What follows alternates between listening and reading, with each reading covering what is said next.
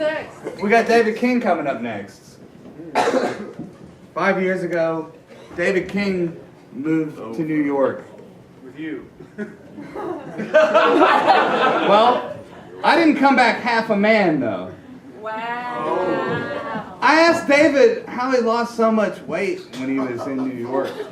And he said it was from walking around the city so much, walking everywhere, and he didn't have the right diabetes medicine, he told me. He didn't have enough of his diabetes medicine because of financial problems or whatever. Yeah, right. This guy went through more coke than Studio 54 in the 70s. David King.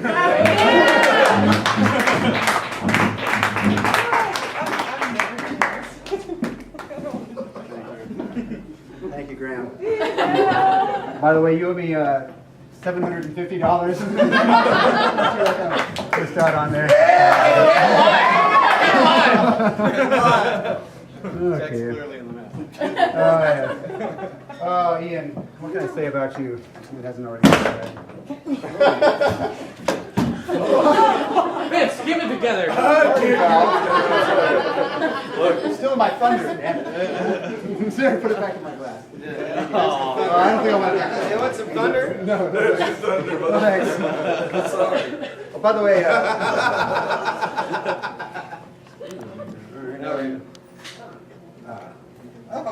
anybody who knows Ian knows that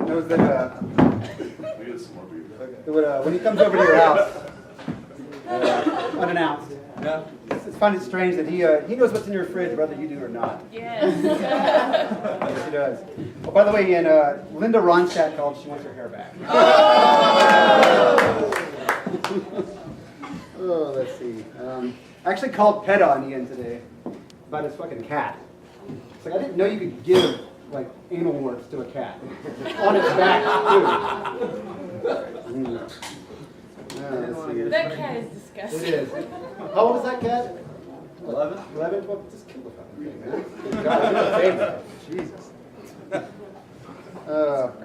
Ian has this reputation of not being like a ladies' man, one night stand guy, like Brown was saying earlier. And you think about it though, it's really not like that. I mean, think about it. Ian can count how many times he's had consensual sex on one finger.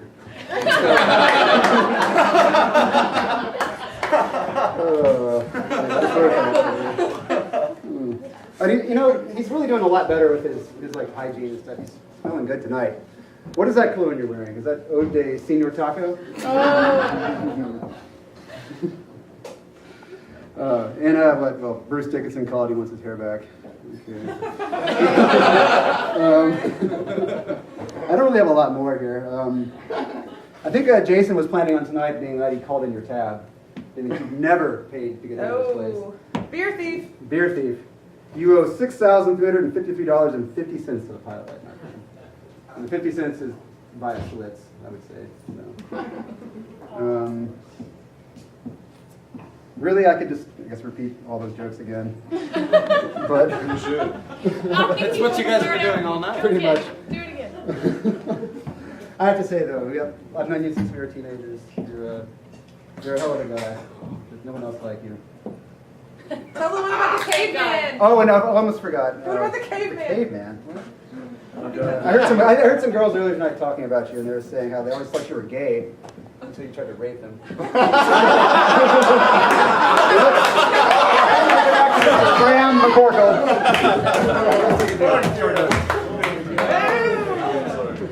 Terrible. All right, next up, we need a fill-in bartender because next up we got our bartender Maggie Brannon. Maggie thought it was a good idea to get married to a guy in the military last year, and now that she realizes she's not going to see him for the next year or who knows, she now spends more money for batteries on her vibrator than the national debt. But the consolation is that when Steve, her husband, gets blown apart by an RPG in Iraq, at least she's still got that dental plan. Yeah. Which it's kind of too bad that Steve couldn't marry his own brother Jim because he's the one that could really use that. Maggie? Mrs. Margaret Clark. Wow. What an introduction. Oh, Jesus. Yes. Well, David stole my opening joke. Well, actually, I'd given it to Elizabeth, but, now she can't do anything.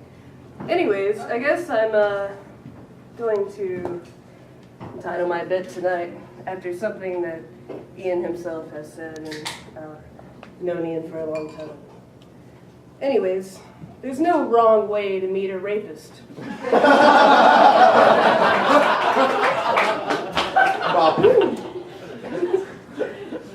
From his own mouth.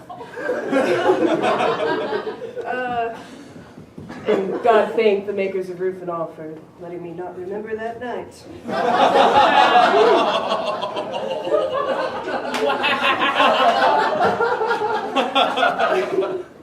Oh, Jesus.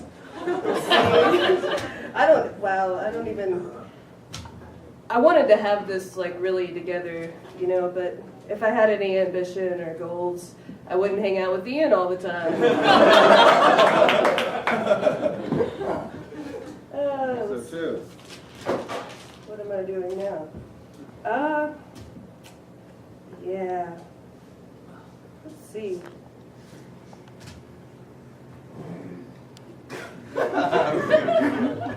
Maybe.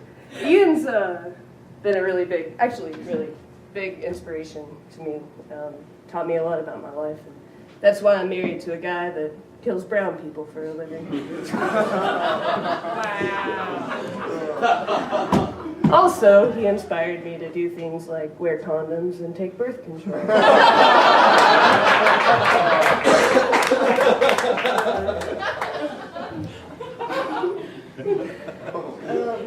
One of the best things I think I've ever heard him say is, speaking of Ian being a good worker, yeah, that's funny, right? That was a joke. Theft and sabotage are the only ways to maintain dignity and self-respect in the workplace. I believe that. I believe in Ian Lawrence. Thank you.